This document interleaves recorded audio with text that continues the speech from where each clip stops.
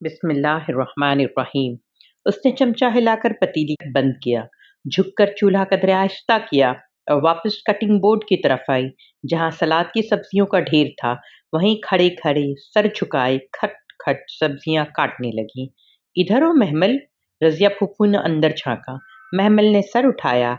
आज उसने पोनी नहीं बांधी थी और भूरे लंबे बाल शानों पे गिर रहे थे, जिन्हें उसने कानों के पीछे अड़स रखा था। जी फुप्पो, वो आहिस्ता सी गोया हुई। ये महमल के अंदर एक वाज़ेह तब्दीली थी। वो पहले जैसी बदलिहाज ना रही, वरना पहले तो उसे मुखातिब करते हुए डर लगा करता था। मैंने सोचा ज़रा तुम्हारी मदद करा दूं। मुसर्रत को तो भाभी ने दूसरी कामों पे लगा रखा है। कोई तुक है भला, जब देखो बेचारी से काम ही करवाती रहती हैं। तो कोई बात नहीं फुप्पो, हमारा फर्ज है। वो नरमी से मुस्कुराकर फिर से सब्जी काटने लगी थी। ये फवाद रिहा कब हुआ? फुफ्फो सामने काउंटर से टेक लगाए राजदारी से गोया हुई। मालूम नहीं। हाय अल्लाह, बड़ा जुल्म किया उसने तुम्हारे साथ। मेरी तो मानो उसकी शक्ल देखने का दिल नहीं करता। वो सर झुकाए खटाखट प्याज काटती जा रही थी। आंखों में से आंसू गिरने लगे थे। बड़ा दिल था मेरा अपनी फायका के लिए, मगर दिल ऐसा टूटा कि इधर आने को जी ही नहीं चाहता। कितने चेहरे निकलते हैं ना लोगों के महमल। जाने दे फुप्पो, इन्ना लिल्लाह पढ़ लें। फायका बाजी को कोई कमी थोड़ी है, वो किसी अच्छे बंदे के काबिल है। अच्छा ही हुआ जो भी हुआ। उसे फुप्पो के आरज़ूज़दा चेहरे को देखकर दुख हुआ था। ये पहली दफ़ा था वो उसके साथ यूं बात कर रही थीं, वरना पहले तो दरमियान में महमल ने इतनी दीवारें खड़ी कर रखी थीं कि इन्हें पाटना मुश्किल था। वो उसके अब्बा की एक ही बहन थी। वो क्यों लोगों से शिकायत करे? उसने खुद भी तो कभी बना के रखने की कोशिश ना की थी। हाँ, वो तो ठीक है, मगर इसी लम्हे फवाद ने किचन का दरवाज़ा खोला। इन दोनों ने चौंक कर उधर देखा। महमल के लब सख्ती से भींच गए। वो तेज़ी से सब्ज़ी काटने लगी। महमल, एक कप चाय मिल सकती है? ये फ़ारिग़ नहीं है, अपनी बहनों से कह दो, वो फ़ारिग़ ही बैठी थी बाहर। फुप्पो ने निहायत बेरुखी से कहा। वो चंद लम्हे खड़ा रहा, फिर वापस मुड़ गया। हुँ, हुक्म देखो कैसा चला रहा है। तुम ज़रा भी इसकी ना सुना करो। मेरे भी कितने ख्वाब थे, हमें कोई कमी थोड़ी है। फायका के पापा का बिजनेस का तो तुम्हें पता है, करोड़ों में खेलते हैं। इनकी तरह यतीमों का माल हम नहीं खाते। मैं यतीम नहीं हूँ फुप्पो, मैं बालिग हूँ। अब बलूगत के बाद यतीमी नहीं होती। वो अब सलाद में लीमू निचोड़ रही थी। हाँ हाँ, तुम्हें पता है, अभी फायका के पापा ने नया घर बनवाया है। दूसरा घर तो फिर से फर्निश करके फायका को जहेज में दे देंगे। महमल की लेमू निचोड़ती उंगलियां थमी। एक ख्याल के पेश नज़र उसने चौंक कर सर उठाया। फुप्पो, उसका दिमाग तेजी से काम कर रहा था। आपको मदद की जरूरत होगी ना? घर शिफ्ट किया है, आप अकेले कैसे करेंगी सब? नौकरों पे भरोसा तो कर ही नहीं सकते। मैं आ जाऊं आपके पास, हेल्प करा दूंगी। हाँ हाँ, क्यों नहीं। फुप्पो तो निहाल ही हो गई। मैं तुमसे कहने ही लगी थी, फिर सोचा तुम्हारी पढ़ाई है, ये तो इसीलिए इतना प्यार जता रही थी। खैर, कोई बात नहीं। वीकेंड है, फिर आपकी हेल्प भी तो करानी है ना। उसे फवाद से दूर रहने का यही तरीका नजर आया था। फुप्पो ने फौरन हामी भर ली। वो जल्दी से अपना बैग तैयार करने लगी। तैयारी क्या थी? 2 जोड़े रखे थे, चंद जरूरी चीजें, और फिर वो कुरान रखते रखते रह गई। कुरान तो वहां तर्जुमे वाला मिल ही जाएगा। 2 दिन की तो बात है, अब साथ क्या रखूं? कोई बात नहीं, उसने बैग की जिप बंद कर दी। फुप्पो का सामान शिफ्ट हो गया था, बस डब्बों में बंद था। वो जाते ही काम में लग गई। फायका तो टीवी में मगन थी, डिश भी लग गई थी और वो बहुत शौक से कुछ देख रही थी। फुप्पो ने से कुछ ना कहा। महमल ही सारी चीजें निफासत से सेट कर रही थी। रात 11 बज गए जब उसने आज के लिए बस की। फिर नहाकर नया सूट पहना, फिर नए सिरे से वजू किया और दुपट्टा सर पे लपेटे फुप्पो के पास चली आई। फुप्पो, आपके पास तर्जुमे वाला मुसहफ होगा? क्या तर्जुमे वाला? वो अपने कपड़ों की अलमारी सेट कर रही थी। कुरान, कुरान तो होगा। उसने जल्दी से वजाहत की। तर्जुमे वाला तो फायका की दादी का था, पिछले घर में, मगर वो किसी ने मांग लिया था। तर्जुमे बगैर वाला होगा। अच्छा, चलें वही दे दें। किताबों के डब्बे से नहीं निकला? नहीं तो मैंने तो खुद सारी किताबें इधर रखी हैं।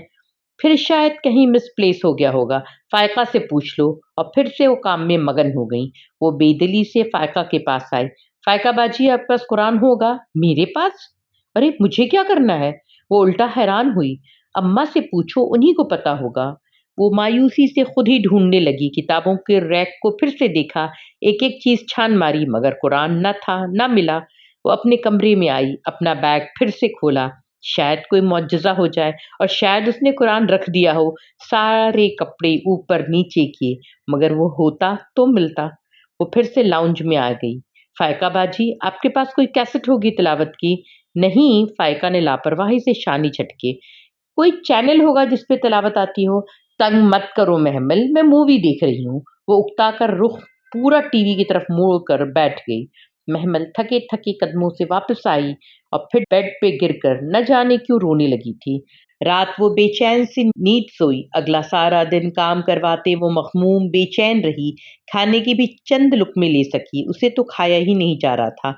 हफ्ते और अतवार के 2 दिन उसकी जिंदगी के जैसे बदतरीन दिन थे। उसका बस नहीं चलता था कि वो उड़कर घर पहुंच जाए और अपना कुरान थाम ली। कोई ऐसा इत्तेफाक था कि रज़िया फुप्पू का ड्राइवर छुट्टी पे चला गया। वो अब इनके मियाँ नफीस अंकल से कह भी नहीं सकती थी कि घर से कोई देकर जाए। वो जानती थी। अल्लाह अल्लाह करके अतवार की रात घर से गाड़ी उसे लेने आई। फिर जिस लम्हे वो घर में दाखिल हुई, बजाय कहीं और जाने के, बजाय किसी से मिलने के, वो भागकर अपने कमरे में गई। शेल्फ पे बैग एक तरफ डाला और शेल्फ पर से कुरान उठाकर सीने से लगा लिया। उसे लगा अब वो जिंदगी भर कुरान के बगैर कहीं नहीं जा सकेगी। लोग चाबी, बटुआ, मोबाइल के लिए आते हैं, कुरान के लिए तो वापस नहीं आता। न जाने क्यों।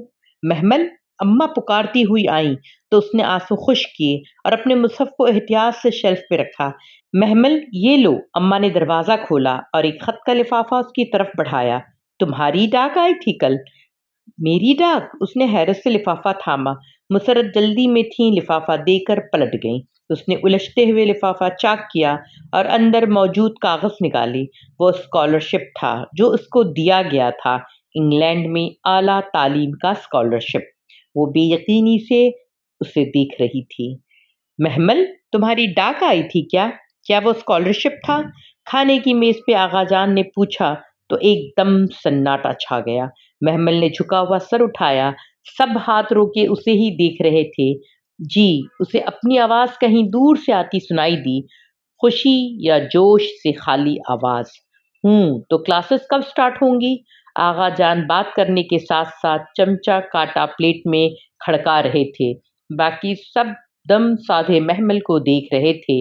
बिलाशुबहा वो एक बड़ी खबर थी। सितंबर में तमाम अखराजात वही उठाएंगे? जी। वो भी जवाब देने के साथ साथ खाने लगी थी। डाइनिंग हॉल में अब उसके चमचे की आवाजें भी आ रही थीं। Very good. इंग्लैंड में स्कॉलरशिप? महमल इंग्लैंड चली जाएगी? सरगोशियां, चैमोंगियां शुरू हो चुकी थीं। उसने सर झुकाए खामोशी से खाना खत्म किया, फिर कुर्सी धकेल कर उठी और बिना कुछ कहे डाइनिंग हॉल से चली गई। उसे नहीं मालूम था कि वो खुश थी या नाखुश। उसे एक नई जिंदगी गुजारने का मौका मिल रहा था। उसे खुश होना चाहिए, लेकिन फिर ये नाखुशी, दिल डूबने का ये एहसास शायद इसलिए था कि इस सूरत में उसे इल्मुल किताब और मस्जिद छोड़नी पड़ेगी। कुरान की तालीम अधूरी रह जाएगी। लेकिन वो तो मैं बाद में भी कर सकती हूँ। इंग्लैंड जाने का मौका बाद में तो नहीं मिलेगा। इन्हीं सोचों में गुम नींद ने उसे आ लिया। सुबह क्लास में सिपारा खोलते वक्त उसे उम्मीद थी कि आज के सबक में इसके स्कॉलरशिप के बाद के ख्यालात के मुताल्लिक आयात जरूर आ जाएंगी, लेकिन आज की आयात सूरे बकरा में बनी इसराइल के किसी कदीम किस्से की थी। ये पहली दफा हुआ था कि उसका जवाब नहीं मिल रहा था, और वो वाकया बयान किया जा रहा था वो भी कदरे नाकाबिले फहम था। बल्कि था नहीं, उसे लगा था। वो स्कॉलरशिप भुलाकर इस वाकये में उलझ गई। वाकया कुछ यूं था कि जब तालूत का लश्कर जालूत के मुकाबले के लिए निकला तो रास्ते में आने वाली एक नहर में इनके लिए आजमाइश डाल दी गई। अल्लाह ने इस नहर के पानी को सिवाय एक चुल्लू के पीने से मना किया, तो जो लोग पानी पीने गए वो नहर पे बैठे रह गए, और जिन्होंने चिल्लू से पानी ना पिया वो आगे निकल गए। और इन्हीं में हजरत दाऊद अलैहिस्सलाम थे, जिन्होंने जालूत को कत्ल करके इसको अपने अंजाम तक पहुंचाया। पूरी तफसीर सुनकर भी उसे समझ ना आया, भला नहर का पानी क्यों नहीं पीना था। پانی تو حرام نہیں ہوتا، پھر کیوں؟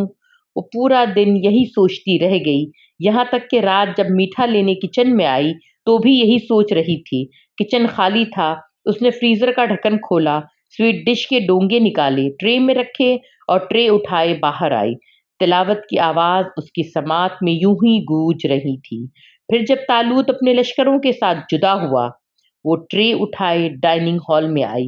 اونچی پونی جھکے سر سے اوپر اٹھ جاتی تھی۔ کندھوں پہ پھیلایا دوپٹہ اور شفاف چہرہ سنجیدگی لیے اس نے ٹرے ٹیبل پہ رکھی۔ سب وقفے وقفے سے اسے ہی دیکھ رہے تھے، متاثر جلن زدہ نگاہیں۔ اس نے کہا، بے شک اللہ تم کو آزمانے والا ہے ایک نہر کے ساتھ۔ وہ خاموشی سے ٹرے سے ڈونگے نکال رہی تھی۔ پہلا ڈونگا اس نے آغا جان کے سامنے رکھا، تو جو کوئی اس نہر سے پیے گا وہ مجھ سے نہیں۔ دوسرا ڈونگا دونوں ہاتھوں میں اٹھا کر اس نے ٹیبل کے وسط میں رکھا۔ اور جو کوئی اس نہر سے نہ پیے گا سوائے اپنے ہاتھ سے ایک چلو بھر پانی پینے کے، وہ بے شک مجھ میں سے ہے۔ تو اس نے آخری ڈونگا ٹیبل کے آخری سرے پہ رکھا اور واپس اپنی کرسی پہ آئی، تو سوائے چند کے انہوں نے اس نہر میں سے پی لیا۔ سب سویٹ ڈش شروع کر چکے تھے۔ شیشے کے پیالوں اور چمچوں کے ٹکرانے کی آوازیں وقفے وقفے سے آ رہی تھیں۔ ان آوازوں کے درمیان وہ مدھم مہربان آواز بھی اس کے کانوں میں گونج رہی تھی، اور وہ تو ابھی تک دور کہیں اس آواز میں کھوئی تھی۔ تو سوائے چند ایک کے انہوں نے اس میں سے پی لیا۔ تو اس نے پیالہ آگے کیا اور تھوڑی سی کھیر اپنے پیالے میں ڈالی۔ تو سوائے چند ایک کے انہوں نے اس میں سے پی لیا۔ وہ اب آہستہ آہستہ چھوٹے چھوٹے چمچ لے رہی تھی۔ تو تمہیں کب تک جانا ہوگا محمل؟ آغا جان نے پوچھا تو ایک دم پھر سے ہال میں سناٹا چھایا۔ چمچوں کی آواز رک گئی۔ بہت سی گردنیں اس کی طرف مڑی۔ اس نے سر اٹھایا۔ سب اس کی طرف متوجہ تھے۔ اگست کے اینڈ تک، یعنی تم ستمبر سے پہلے تک نہیں ہوگی؟ نہیں۔ کیا مطلب؟ آغا جان چونکے۔ میں نہیں جا رہی۔ اس نے چمچ واپس پیالے میں رکھا اور نیپکن سے لب صاف کیے۔ کیا مطلب؟ تم اتنا بڑا اسکالرشپ چھوڑ دو گی؟ فضا چچی نے تحیر سے کہا۔ میں چھوڑ چکی ہوں، مگر کیوں؟ وہ نیپکن ایک طرف رکھ کر اٹھ کھڑی ہوئی۔ کیونکہ ہر جگہ رکنے کے لیے نہیں ہوتی۔ اگر میں نے اس نہر سے پانی پی لیا تو میں ساری عمر اسی پہ بیٹھی رہ جاؤں گی، اور طالوت کا لشکر دور نکل جائے گا۔ بعض حلال چیزیں کسی خاص وقت میں حرام ہو جاتی ہیں۔ اگر اس وقت آپ اپنے نفس کو ترجیح دیں تو خیر کا کام کرنے والے لوگ دور نکل جاتے ہیں۔ میں نہر پہ ساری عمر بیٹھی نہیں رہنا چاہتی۔ مجھے وہ داؤد بننا ہے جو جالوت کو مار سکے۔ وہ سوچ کر رہ گئی۔ کہا تو بس اتنا، مجھے ابھی قرآن پڑھنا ہے، اور تیز تیز قدم اٹھاتی باہر نکل گئی۔ شام کی ٹھنڈی ہوا اپنے لے پہ بہہ رہی تھی۔ وہ چائے کا کپ لیے ٹیرس پر کرسی ڈالے دور آسمان کو دیکھ رہی تھی، جہاں شام کے پرندے اپنے گھروں کو اڑتے جا رہے تھے۔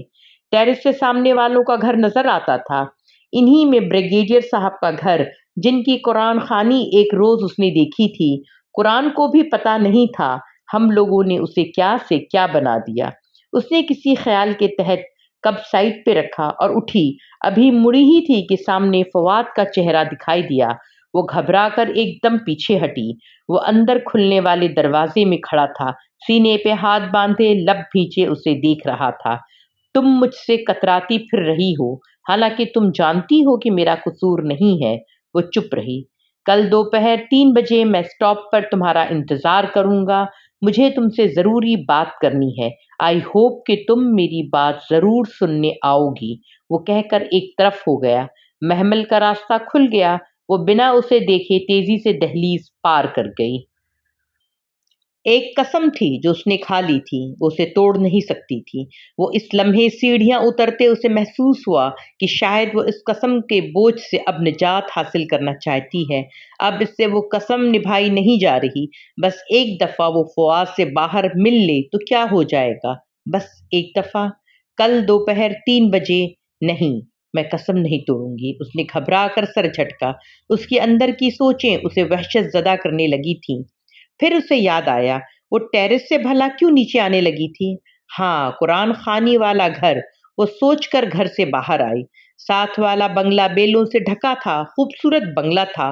اس نے گیٹ کے ساتھ نصب بیل پر ہاتھ رکھا۔ दुपट्टा शाल की तरह कंधों के गिर्द लपेटे, ऊंची कसी हुई पोनी टेल इधर उधर झुलाती वो इर्द गिर्द का जायजा ले रही थी। कदमों की चाप सुनाई दी और फिर गेट खुला। उसी मुलाजिम की शक्ल सामने आई। जी, ब्रिगेडियर साहब घर पे हैं? नहीं, पर आप कौन? मैं महमल इब्राहिम हूँ, साथ वाले घर में रहती हूँ, आगा हाउस में। ये कुछ पैम्फलेट्स हैं, ब्रिगेडियर साहब को दे देना, वो पढ़कर मुझे वापस कर दें। मैं इनसे वापस लेने ज़रूर आऊँगी। ये ज़िम्मेदारी मैं तुम्हें दे रही हूँ, और ज़िम्मेदारी अमानत होती है, और अगर अमानत में ख़यानत की जाए तो पुलसिरात पार नहीं कर सकोगे, समझे? चंद पैम्फलेट्स और कार्ड्स उसे थमाकर उसने तंबीह की तो मुलाजिम ने घबरा कर अच्छा जी कहकर सर अंदर कर लिया। वो शाम, वो रात, वो अगली सुबह बहुत कठिन थी। वो लम्हे भर को सो ना सकी। सारी रात बिस्तर पे करवटें बदलती गुजरी। मुस्तकबिल बहुत से अंदेशों की धुंध में लिपटा नजर आता था। वो क्या करे, किससे मशवरा करे, किससे पूछे? और जवाब तो उसे सोचने की जरूरत ही न थी। जब सुबह के करीब उसने कसम तोड़ने का सोचा तो बिस्तर से निकली और मामला अल्लाह पर छोड़ने का फैसला कर लिया। कल इनकी क्लास में सूरह बकरा ख़त्म हुई थी और आज आले इमरान शुरू होना थी। गालिबन पहली 11 आयत पढ़नी थी। उसे पक्का यकीन था कोई हल आज के सबक में मौजूद होगा, सो उसने आज की आयत खोली। फिर इन तमाम आयत को उसने 2-3 दफ़ा पढ़ा। दिल में अजीब सी बेचैनी पैदा हुई। वहाँ कोई जिक्र ना था, ना कसम का, ना कसम तोड़ने का, कफ़ारा का। कफ़ारा? वो चौंकी। तो क्या मैं कसम तोड़ना चाहती हूँ? हाँ, दिल ने वाज़ेह जवाब दिया। तो उसने खुद से निगाहें चुरा कर मुसहफ बंद किया और ऊपर रख दिया। फरिश्ते एक फाइल पे सरसरी निगाह डालते कॉरिडोर में से गुजर रही थी जब वो फूली सांस के साथ तकरीबन दौड़ती हुई उसके सामने आई। फरिश्ते, मुझे आपसे कुछ पूछना है। फाइल के सफ़े का किनारा फरिश्ते की उंगलियों के दरमियान था। उसने सर उठाया। अस्सलाम वालेकुम, क्या बात है? वालेकुम अस्सलाम। वो फूली सांसों के दरमियान तेज तेज बोल रही थी। वो एक फतवा लेना था। मैं मुफ्ती नहीं हूँ, मगर बस वो एक फिक्ही मसला है। ज़रूर पूछना, मगर आज की तफसीर सुन लो। इसमें हो सकता है तुम्हारा मसला है। महमल को झटका लगा। आपको मेरे मसले का कैसे पता? अरे नहीं, मुझे तो आज की आयत का भी नहीं पता। मैडम मिसबाह लेती है ना आजकल आपकी क्लासेस, तो फिर आपको कैसे पता कि? क्योंकि यही हमेशा होता है। तफसीर का वेट कर लो, तुम्हारा मसला क्लियर कट लफ्ज़ों में आ जाएगा। उसने फाइल का सफ़ा पलटा और सरसरी सा ऊपर नीचे देखने लगी। मगर मैंने आज की आयत पढ़ ली है, इनमें मेरा मसला नहीं है, मुझे पता है। सबर लड़की, सबर। इल्म सबर के साथ आता है। तफसीर के बाद पूछ लेना, मगर इसकी यकीनन नौबत नहीं आएगी। वो हल्का सा इसका गाल थपथपा कर फाइल देखते आगे बढ़ गई। महमल ने अपने गाल को छुआ, फिर सर झटक कर कॉरिडोर में आगे भाग गई। ये कभी नहीं हुआ था कि वो जो सोचे वो कुरान में लिखा हुआ ना आए। लोग इसकी बात नहीं सुनते थे तो तवज्जो नहीं करते थे। अगर तवज्जो करते भी थे तो समझते नहीं थे। और एक कुरान था, उसे कहना भी ना पड़ता और वो दिल की बात ध्यान से सुनता, तवज्जो करता, समझाता और फिर दानाई और हिकमत से उसे समझाता, और उस जैसा कोई ना समझाता था। मगर उसे लगा आज की आयत में ऐसी कोई बात न थी जो इसके मुताल्लिक हो। बहुत बेदिली और रंज से इसने सिपारा खोला। वो सफ़ेद चादर पे दोजानों होकर बैठी थी। सामने डेस्क पे सिपारा खुला पड़ा था। एक तरफ रजिस्टर था जिस पे झुकी वो तेज तेज लिख रही थी। अब मैडम मिस्बाह महकम आयात और मुतशाबिह आयात का मतलब समझा रही थी। मुहकमात व आयात वो हैं जिनका मतलब हम समझ सकते हैं, मसलन अहकामात, इस दुनिया की बातें, दुनिया की किसी बाग की मिसाल, तारीख़ी वाक़यात। और मुतशाबिहात वो आयात हैं जो हम तसव्वुर नहीं कर सकते, मगर इन पे ईमान बिलग़ैब लाना ज़रूरी है। मसलन जन्नत, दोज़ख, अल्लाह का हाथ, फरिश्तों की हैत। मुतशाबिहात के पीछे नहीं पड़ना चाहिए, और जो पड़े वो उससे दूर रहना चाहिए। मैडम मिस्बा यही समझा रही थी। सुस्त रवि से तमाम पॉइंट्स रजिस्टर पे लिख रही थी। मुतशाबिहात ईमान बिलग़ैब ऐसा होना चाहिए जैसे मैडम की आवाज़ हॉल में गूंज रही थी, जैसी अगली आयत में जिक्र है کہ راسخون فی العلم ان پہ ایمان لاتے ہیں۔ اب راسخون فی العلم کون ہوتے ہیں؟ ایک ہوتا ہے طالب علم، ایک صاحب علم، اور اس سے بڑا درجہ راسخ العلم والے کا ہوتا ہے۔ یہ کون لوگ ہوتے ہیں؟ ان کے بارے میں نبی صلی اللہ علیہ وسلم سے پوچھا گیا کہ راسخون فی العلم کون ہوتے ہیں؟ تو آپ صلی اللہ علیہ وسلم نے فرمایا، وہ جو قسم پوری کرتے ہیں۔ محمل کے ہاتھ سے پین گرا، سیاہی کے چند چھینٹے چادر کو بھگو گئے۔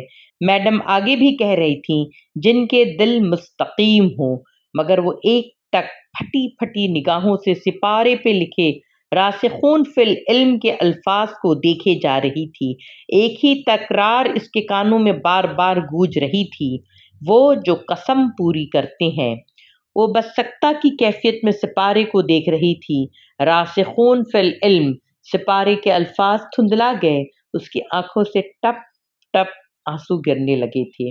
صدیوں پہلے عرب کے صحراؤں میں کچھ لوگوں نے رسول اللہ صلی اللہ علیہ وسلم سے پوچھا تھا کہ پختہ علم والے کون ہوتے ہیں، اور تب انہوں نے بتایا تھا کہ وہ جو قسم پوری کرتے ہیں۔ اسے لگا صدیوں پہلے کی گئی بات کسی اور کے لیے نہیں، صرف اس کے لیے تھی۔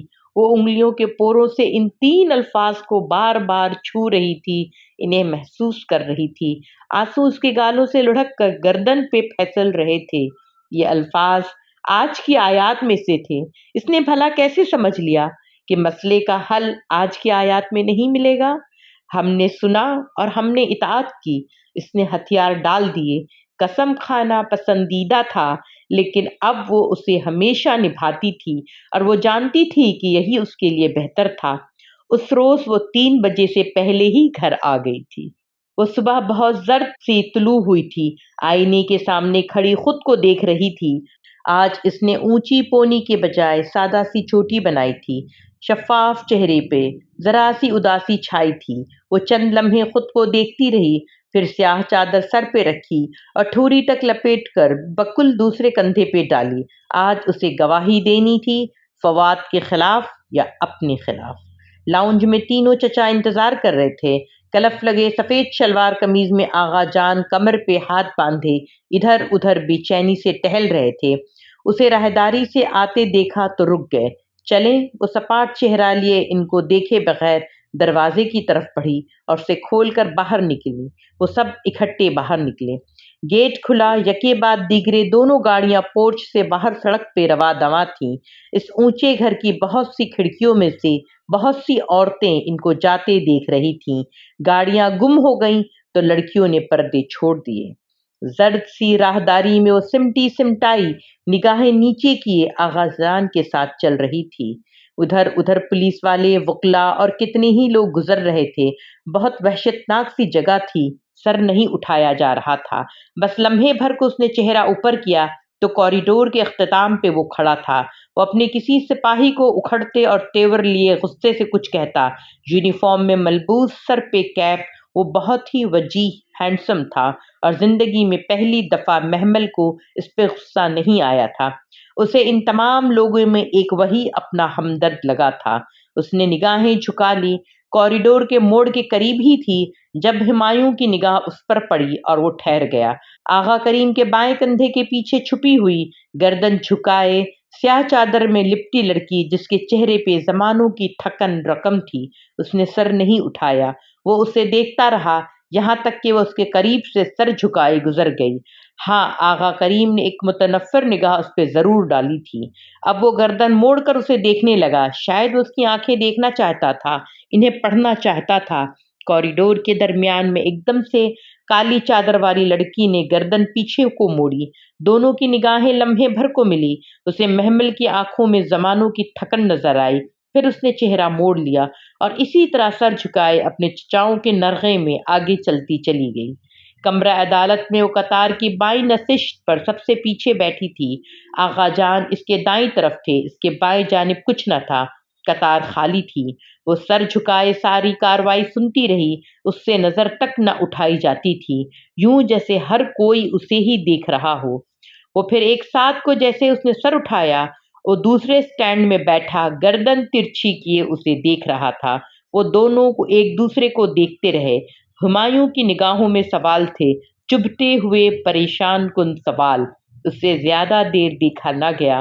وہ گردن موڑ کر آغا جان کو دیکھنے لگی، جو لب بھینچے وکلا کے دلائل سن رہے تھے۔ نگاہوں کے ارتکاز پہ چونک کر محمل کو دیکھا۔ کیا؟ وہ جس طرح انہیں دیکھ رہی تھی وہ ذرا سے الجھے۔ جائیداد میں میرا حصہ مجھے مل جائے گا؟ اس نے سرگوشی کی، نگاہیں ان پر سے ہٹائے بغیر۔ ہاں، کیوں نہیں؟ یہی اگر میں پوچھتی کہ کیوں نہیں تو کیا مطلب؟ میں ابھی جا کر ہمایوں داؤد کے خلاف بیان دوں تو کیا گارنٹی ہے کہ آپ مکر نہیں جائیں گے؟ تمہیں مجھ پہ شک ہے؟ اگر ہے تو؟ آغا جان کے ماتھے پہ غصے کی لکیر ابھری، جیسے وہ ضبط کر گئے۔ تم اب کیا چاہتی ہو؟ یہ اس نے کالی چادر میں سے بیگ نکالا، زپ کھولی اور ایک کاغذ اور پین نکال کر ان کی طرف بڑھایا۔ میری صرف فیکٹریز میں شیئر کی قیمت 9 کروڑ کے لگ بھگ ہے۔ باقی کا حساب میں ابھی نہیں مانگ رہی۔ یہ آپ کی چیک بک کا چیک ہے، رقم میں نے بھر دی ہے، اسے سائن کر دیں۔ اس نے پین ان کے سامنے کیا۔ کبھی وہ اس کو دیکھتے، کبھی پین کو۔ آغا جان، محمل بچی نہیں ہے۔ آپ مجھ سے میری آخرت خرید رہے ہیں۔ اگر میں نے جھوٹی گواہی دی تو میں پل صراط پار کرنے سے پہلے ہی گر جاؤں گی۔ اگر گرنا ہے تو کچھ ورد تو ہونا چاہیے نا۔ آپ یہ سائن کریں، میں ابھی جا کر جھوٹی گواہی دیتی ہوں۔ اس نے پین اور چیک ان کے ہاتھ پہ رکھا۔ اس ہال میں کوئی میرے اشارے کا منتظر ہے۔ میں یہ چیک سائن کروا دوں تو اس کو بینک بھیجتی ہوں۔ جیسے ہی یہ چیک کیش ہوگا وہ مجھے سگنل کرے گا، تب میں گواہی دے دوں گی، ورنہ نہیں۔ انہوں نے چیک کو ایک نظر دیکھا اور پھر پین کو۔ دوسری طرف محمل کا نام پکارا گیا۔ وہ انہیں متنبہ نگاہوں سے دیکھتی اٹھی۔ وہ سر اٹھائے پورے اعتماد سے کٹہرے کی طرف بڑھی۔ آغا کریم کبھی چیک کو دیکھتی، کبھی اسے، جو کٹہرے میں کھڑی تھی اور اس کے سامنے غلاف میں لپٹا قرآن لایا گیا۔ وہ نگاہیں ان پہ جمائے، پلک جھپکے بغیر قرآن پہ ہاتھ رکھ کر چند فکرے دہرا رہی تھی۔ انہوں نے آخری بار چیک کو دیکھا، پھر تیش میں آ کر اسے مروڑ کر 2 ٹکڑے کیے۔ محمل تلخی سے مسکرائی، سر جھٹکا اور وکیل کی طرف متوجہ ہوئی۔ وہ اس سے کچھ پوچھ رہا تھا۔ فواد کی ضمانت منسوخ ہو گئی۔ اس کے خلاف ثبوت بہت سے تھے، وہ واپس جیل بھیج دیا گیا۔ واپسی کا سفر بہت خاموشی سے کٹا۔ وہ آغا جان کی لینڈ کروزر کی پچھلی سیٹ پہ بہت خاموشی سے سارا راستہ باہر دیکھتی آئی تھی۔ جب کار پورچ میں رکی تو سب سے پہلے وہ اتری۔ لان میں بہت سی عورتیں تیزی سے ان کی طرف بڑھی تھیں۔ کیا ہوا؟ وہ کسی کو دیکھے بغیر تیزی سے اندر چلی گئی۔ اس احسان فراموش لڑکی نے فواد کے خلاف گواہی دے دی۔ ذلیل نہ ہو تو؟ مگر فکر کی بات نہیں ہے، وہ جلد باہر آ جائے گا۔ کیس اتنا مضبوط نہیں ہے۔ غفران چچا اور اسد چچا انہیں تسلی دینے لگے، مگر تائی مہتاب کا چہرہ سفید پڑتا گیا۔ ہائے میرا فواد! وہ سینے پہ 2 ہتھڑ مار کر اونچا اونچا رونے لگی۔ روتے روتے وہ لڑھکنے کو تھیں کہ فضا اور نائمہ نے بڑھ کر انہیں سہارا دیا۔ پل بھر میں لان میں کوہرام مچ گیا۔ اپنے کمرے میں پردے کو ہاتھ میں پکڑ کر ذرا سی جھڑی سے دیکھی، وہ پرسکون کھڑی تھی۔ کالی چادر سر سے پھسل کر پیچھے گردن پہ پڑے بالوں پہ پھسل گئی تھی۔ بھورے بال چہرے کے اطراف میں گرے تھے۔ وہ کانچ سے سنہری آنکھیں سکوڑے پرسوچ نگاہوں سے باہر کا منظر دیکھ رہی تھی۔ جزاک اللہ خیر، شکراً۔